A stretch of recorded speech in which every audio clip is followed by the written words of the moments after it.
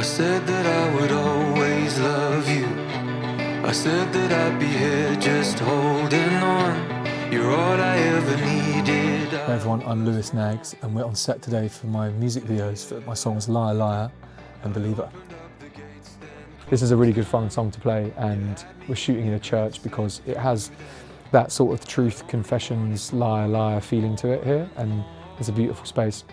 I was writing it when sort of trying to figure out the internal headspace that I was in, but also some people that I knew. I guess there's a lot of things that as humans we hold back for the sake of sometimes trying to benefit other people around us, some degree of people pleasing, but also to protect them and protect yourself. And Liar Liar is kind of about that, and the little lies that we tell ourselves and tell other people, whether big or small, to try and protect them and us, you know, and everyone does it. And I think it's just interesting what we hold back as people and how that changes the type of interactions we have as humans.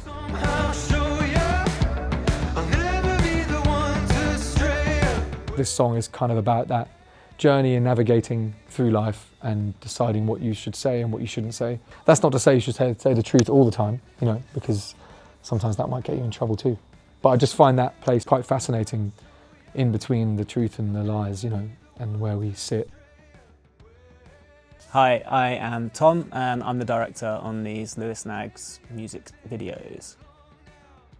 The idea behind the music videos, for Liar Liar, we were trying to convey the idea of a self-deceptor, someone who lies to themselves and others occasionally, and also kind of the idea of these voices in your head. We kind of tried to convey it with these two versions of Lewis performing in slightly different setups. So we had one that felt a bit more like honest and a bit more naturalistic, and then another that lived in a slightly darker world where the lighting was moving. It was a bit more kind of ragged with the movement. So you have this like honest version of self and this deceptive version of self that we were trying to contrast and kind of throughout the piece.